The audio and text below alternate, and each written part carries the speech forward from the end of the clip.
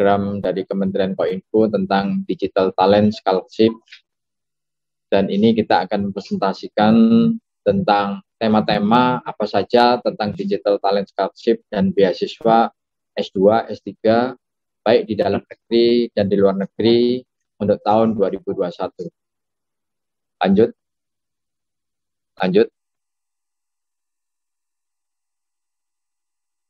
Tolong dilanjutkan lagi terus. Ya, lanjut lagi. Ya. Jadi Bapak Ibu yang saya hormati, target Indonesia Digital Talent atau target Indonesia Digital tahun 2021 sampai 2024 yang sudah kami sampaikan, ini sesuai dengan 5 arahan dari Bapak Presiden tentang pelaksanaan transformasi digital. Yang pertama adalah 600.000 dari talenta digital yang harus dihasilkan pelatihannya untuk setiap tahun sebelumnya. Terus kemudian lapangan kerja ini harus tercipta sebagai pertumbuhan dasar itu sebesar 2,5 juta. Terus kemudian yang lebih penting itu juga ada 50% usaha mikro, kecil, dan menengah atau ultramikro yang terdigitalisasi ini adalah 50% dari seluruh jumlah yang ada. Next.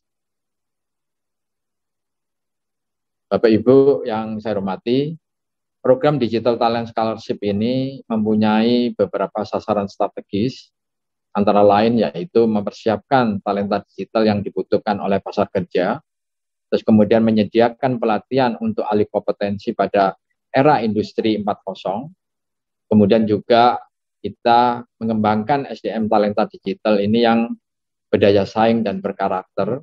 Jadi istilah berkarakter adalah tidak hanya menguasai kompetensi teknik yang ada, tetapi juga mereka akan diberikan beberapa soft skill, misalkan bagaimana tidak gampang menyerah, terus kemudian soft skill tentang bagaimana melakukan lobby, berkomunikasi, dan sebagainya, termasuk juga kita berikan bekal untuk kebangsaan. Bapak Ibu juga kita sasarannya adalah meningkatkan tata kelola dan kelembagaan untuk pelatihan talenta digital ini. Lanjut.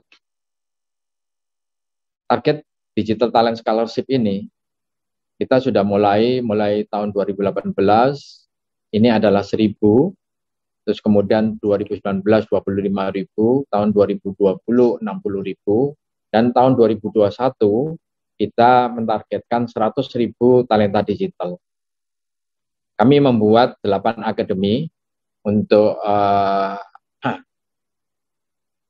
mencapai target 100.000 itu yang sudah kami sebutkan tadi waktu sambutan, yaitu ada 8 akademi, antara lain adalah Fresh Graduate Academy, Vocational School Graduate Academy, Thematic Academy, Professional Academy, Government Transformation Academy, ini diperuntukkan untuk ASN, kemudian Digital Entrepreneurship Academy, serta Talent Scouting Academy. Lanjut. Bapak Ibu, untuk Fresh Graduate Academy ini memang diperuntukkan untuk lulusan S1 dan mereka belum bekerja dan mereka berasal dari bidang teknologi informasi dan komunikasi, kemudian dari bidang MIPA dan bidang teknik yang lainnya. Dan kami menyelenggarakan dengan beberapa tema, yaitu sekitar ada 20 tema, dan ini bekerjasama dengan perusahaan global. Dan setelah mengikuti pelatihan di dalam Akademi FGA ini, kami berikan sertifikasi, dan sertifikasinya langsung dari perusahaan global. Selanjutnya Bapak Ibu, kita mempunyai akademi yang kita namakan sebagai Vocational School Graduate Academy. Untuk VSGA ini diperuntukkan untuk lulusan SMK dan lulusan D3 atau D4. Kemudian mereka setelah melakukan pelatihan, mereka akan diberikan sertifikasi yang sesuai dengan Kementerian Tenaga Kerja. dan ini dilakukan sertifikasi oleh LSP. Dan apa yang diajarkan modul-modulnya ini berbasiskan kepada SKKNI. Lanjut. Kemudian ada program yang cukup menarik, Bapak Ibu, yaitu tematik akademi. Jadi tematik akademi ini menyasar kepada masyarakat. Jadi ini disesuaikan dengan kebutuhan-kebutuhan yang ada di masyarakat.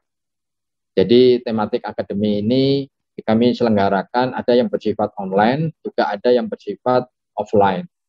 Jadi antara lain misalkan kita bekerjasama dengan Universitas Jenderal Sudirman sama Universitas Padjadjaran untuk membuat pelatihan bagi ex-pekerja migran.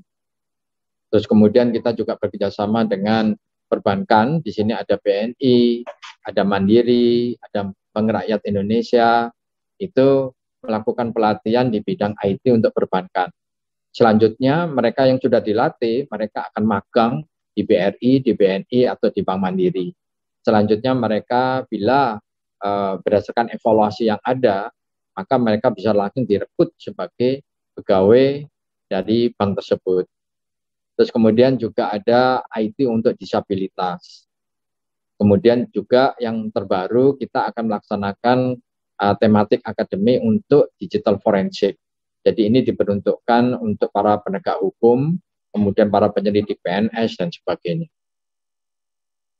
Untuk yang sudah lulus FGA maupun yang VSGA, maka untuk tahap berikutnya kami menyediakan suatu pelatihan untuk di tingkat mahir, yaitu yang di tingkat profesional.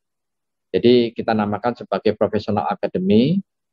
Ini memang diperuntukkan untuk masyarakat atau yang sudah lulus melakukan pelatihan-pelatihan di bidang FGA maupun VSGA.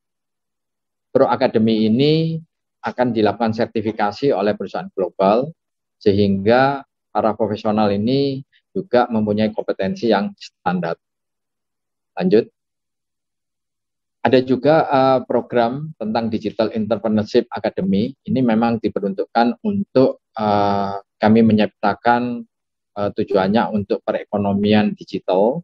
Jadi kita didik masyarakat-masyarakat tersebut supaya bisa melakukan penjualan-penjualan produk langsung ke dalam marketplace.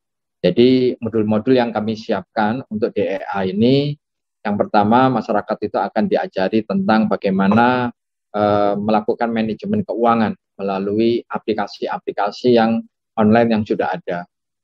Terus kemudian setelah melakukan manajemen finansial atau manajemen keuangan, mereka diajarkan untuk bagaimana melakukan pengemasan produk, melakukan upload ke dalam marketplace dan sebagainya. Kemudian juga mereka juga diajarkan untuk bagaimana cara mengirimkan sampai kepada cara melakukan ekspor. Jadi kita bekerjasama dengan Bea Cukai, kemudian Bea Cukai itu memberikan modul untuk mengajarkan kepada para pengusaha digital ini prosedur-prosedur di dalam melakukan ekspor kalau ada yang membeli dari luar negeri. Artinya masyarakat Indonesia yang ada di luar negeri tentunya itu melalui jalur ekspor. Kemudian untuk para ASN atau aparatur sipil negara, kita menyediakan yang dinamakan sebagai Government Transformation Academy. Jadi ini program ini memang diperuntukkan untuk ASN dan ini merupakan untuk dukungan sistem pemerintahan berbasis elektronik dan bagaimana melakukan pelayanan publik yang berbasis digital. Lanjut.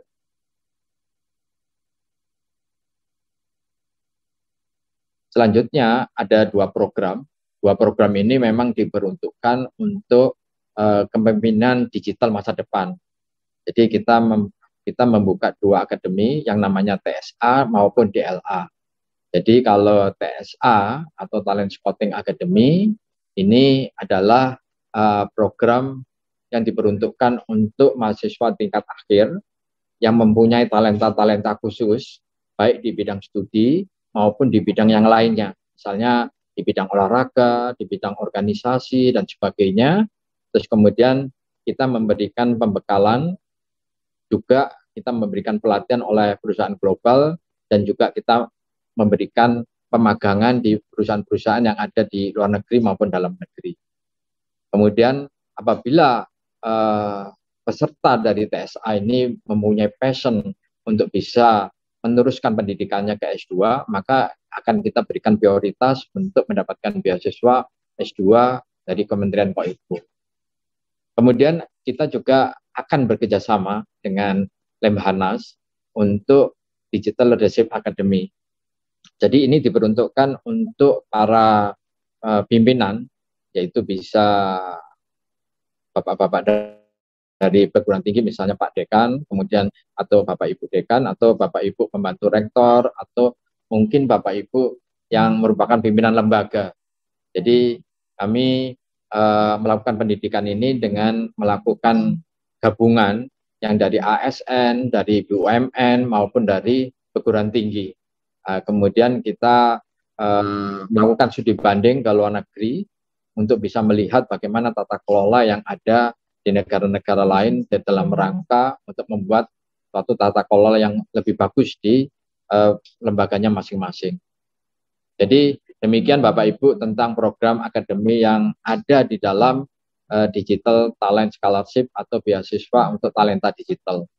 Selanjutnya kami akan menjelaskan tentang beasiswa S2 maupun S3 di dalam negeri dan di luar negeri yang sedang kita lakukan saat ini. Untuk tahun 2021 kami bekerjasama dengan beberapa perguruan tinggi untuk memberikan beasiswa S2 baik di bidang informatika maupun di bidang komunikasi. Saat ini kita memberikan kuota sebanyak 130 orang. Jadi mereka harus lulus seleksi yang ada dilaksanakan oleh perguruan tinggi, kemudian nanti pihak panitia di perguruan tinggi akan melaporkan kepada kami dan kami akan memberikan beasiswa. Kami sudah bekerjasama dengan beberapa perguruan tinggi untuk bidang informatika, misalkan di Universitas Indonesia, kemudian di Universitas di ITS, kemudian di ITB, di UGM. Ini untuk bidang informatika, sedangkan bidang komunikasi di sini ada Universitas Indonesia juga, kemudian di Erlangga, Universitas Andalas, kemudian ada Universitas 11 Maret, dan juga Universitas Hasanuddin maupun di Universitas Sumatera Utara. Kami juga menyediakan untuk yang di luar negeri, kami bekerjasama dengan beberapa negara untuk beberapa perguruan tinggi. Ini ada 40 orang kuotanya. Lanjut. Jadi misalnya di Universitas 20 di Belanda, itu kita membuka beberapa jurusan seperti MSc in Communication Study, ada MSc in Business Information Technology, dan lain-lainnya. Kemudian juga di Jepang kita kerjasama dengan University of Electro-Communication, ini khusus untuk master di bidang-bidang yang berkaitan dengan ICT. Kemudian juga dengan Cina, dengan Tsinghua University, itu ada Master of Public Administration. Jadi para mahasiswa atau para dosen atau juga masyarakat itu bisa mendaftarkan program ini, kemudian nanti mereka harus lulus di ujian di masing-masing perguruan tingginya yang ada yang di Belanda, ada di Hongaria, atau ada yang di Cina. Terus kemudian mereka akan kita berikan beasiswa baik untuk pembayaran SPP maupun untuk hidup di negara tersebut. Jadi demikian Bapak Ibu yang kami sampaikan untuk program-program, yaitu program beasiswa untuk melanjutkan pendidikan yang lebih tinggi maupun beberapa akademi yang bersifat pelatihan, dan kita memberikan sertifikasi. Nah, harapan kami program-program ini dapat mendukung dari program dari Menteri Pendidikan Kebudayaan, Riset dan Teknologi, terutama untuk program Kampus Merdeka maupun Belajar Merdeka. Demikian Bapak Ibu, terima kasih. Wassalamualaikum warahmatullahi wabarakatuh.